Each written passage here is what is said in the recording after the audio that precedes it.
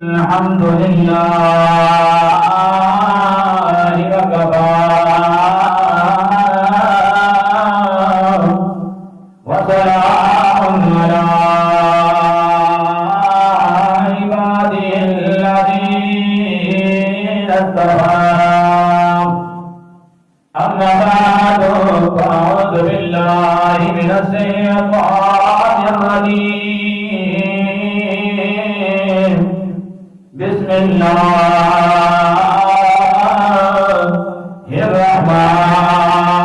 الرحمن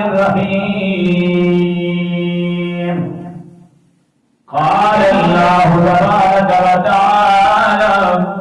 في القرآن المجيد والفرقان الحميد ولقد نصركم الله ببدر وأنتم أذلة فاتقوا الله لعلكم تشكرون آمنت بالله صدقة يا رب العالمين وصدقة يا أرحم الراحمين ببركته إن الله وملائكته يصلون على النبي يا أيها الذين آمنوا صلوا عليه وسلموا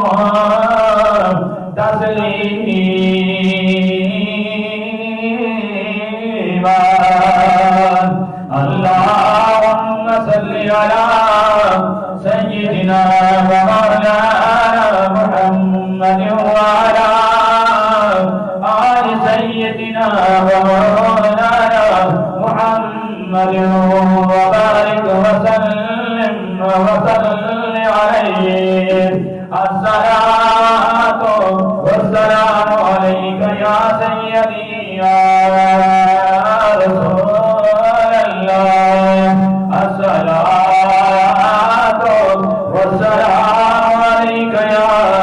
سيدي يا رحمة للعالمين اللہ کا منظور دعائی اللہ کا منظور دعائی سنگر پاک لے جائی اللہ کا منظور دعائی سنگر پاک لے جائی سانو عرب پاک لے جائی سانو عرب پاک لے جائی سونا کعبۃ مسجد نبوی سونا کعبۃ مسجد نبوی سانو ہر سال بکھائی سونا کعبۃ مسجد نبوی سانو ہر سال بکھائی اللہ کر منظور دعائی سرکار پاک لے جائی تیری جکاری جو دہائی نئی شہر نبی دے اگائی تیری جکاری جو دہائی نئی شہر نبی دے اگائی جت پہلی وہی سی آئی اور جت پہلی وہی سی آئی سرو اپنی غار بکھائی اللہ کر منظور دعائی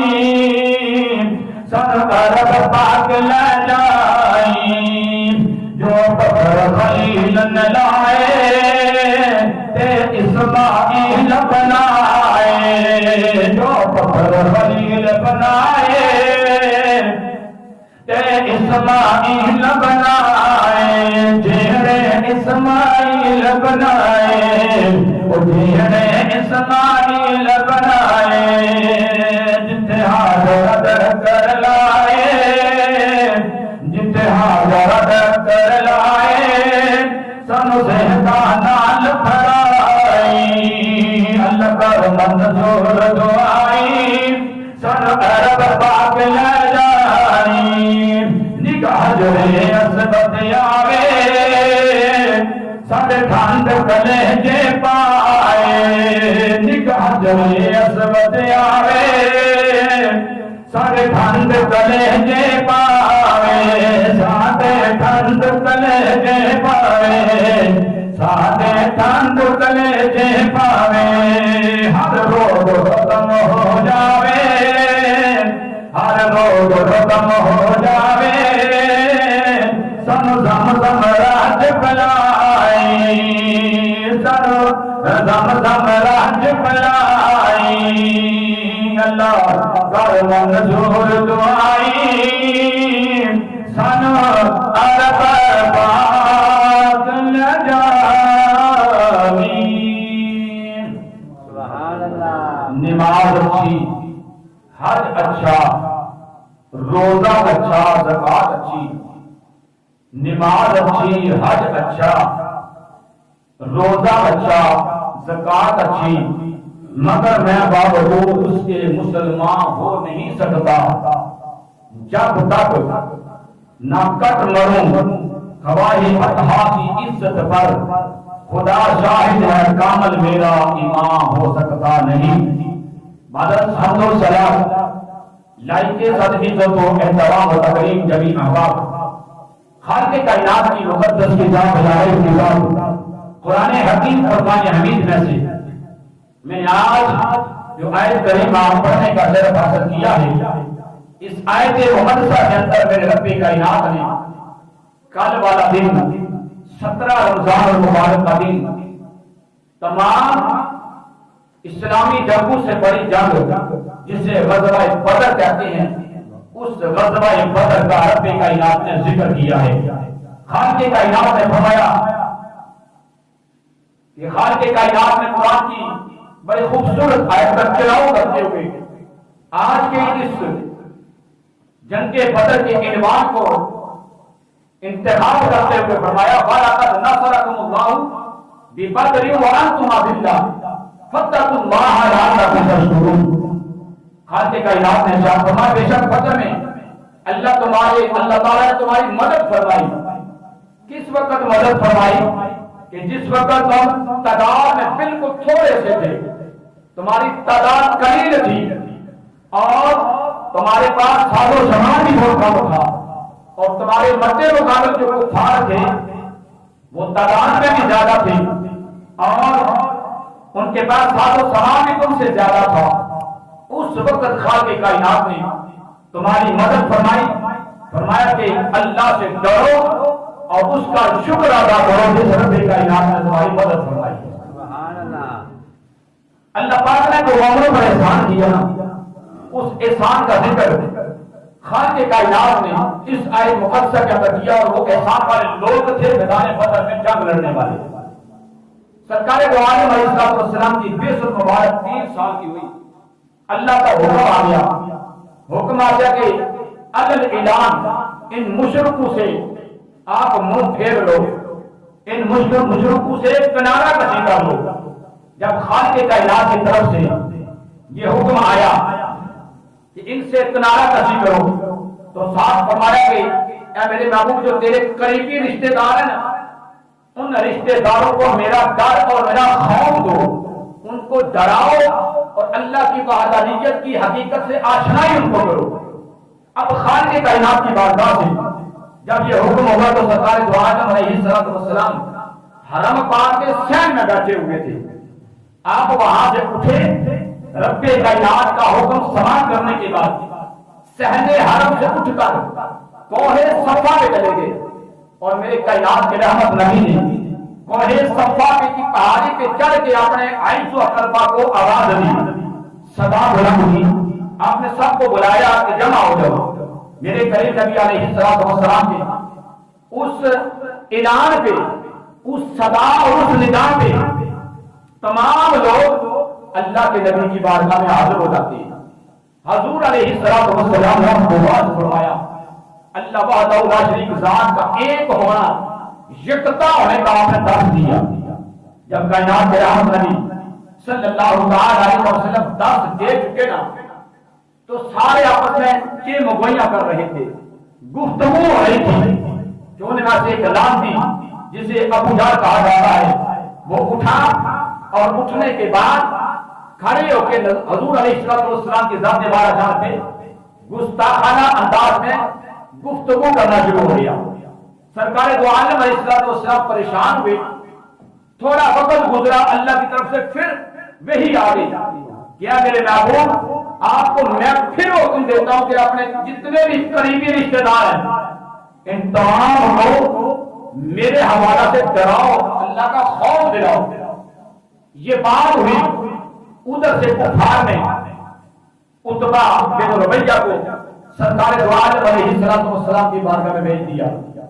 उसने आके कहा कि अगर आप किसी दुनिया की माल और दौलत के मकसद की वजह से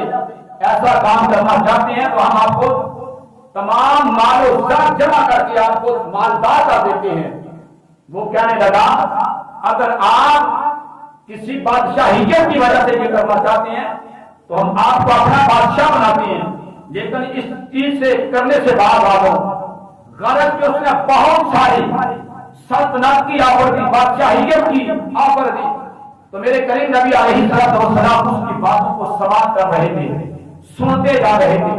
सुनते सुनते जब उसने अपनी बात को मुकम्मल कर लिया ना, बात से फारग हुआ, हजूर ने फरमाया कि अब तेरी बात खत्म हो गई। उसने कहा खत्म होगी, तो मेरे और आपके हजपा नबी अलैहिस्सलाम ने फरमाया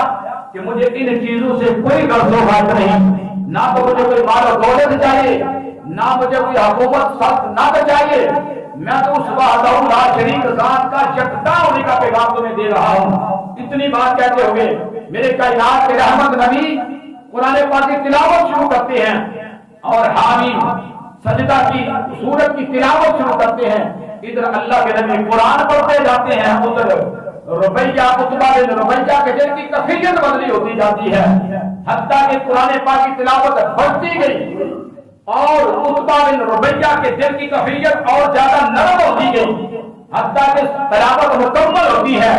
उतबा बिन रबैया वहां से उठता है